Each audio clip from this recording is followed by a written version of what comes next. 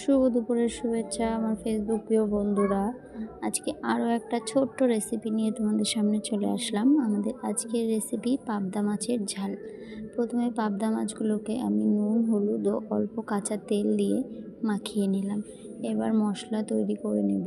পোস্ত, সর্ষে ও চালমগজ শুকনো খোলায় বেটে নিয়ে তারপর তাতে স্বাদ মতো কাঁচা লঙ্কা দিয়ে অল্প জল দিয়ে আবারও ভালো করে পেস্ট করে নেব। এবার তেল বসিয়ে তেল গরম করে মাছগুলো এপিট ওপিট হালকা লাল করে ভেজে তুলে নেব। তারপর ওই তেলে কালো জিরে ফোড়ন দিয়ে বেটে রাখা মশলা দিয়ে দেব। তারপর তাতে দেব স্বাদ মতো নুন, পরিমাণ মতো হলুদ, কাশ্মীরি লঙ্কার গুঁড়ো, হাফ চামচ জিরের গুঁড়ো, হাফ চামচ ধনের গুঁড়ো দিয়ে মশলাটা বেশ কিছুক্ষণ ভালোভাবে কষিয়ে নেব, যতক্ষণ না মশলা থেকে তেল ছেড়ে আসছে। তারপর পরিমাণ মতো জল দিয়ে ঢাকা দিয়ে রেখে দেব।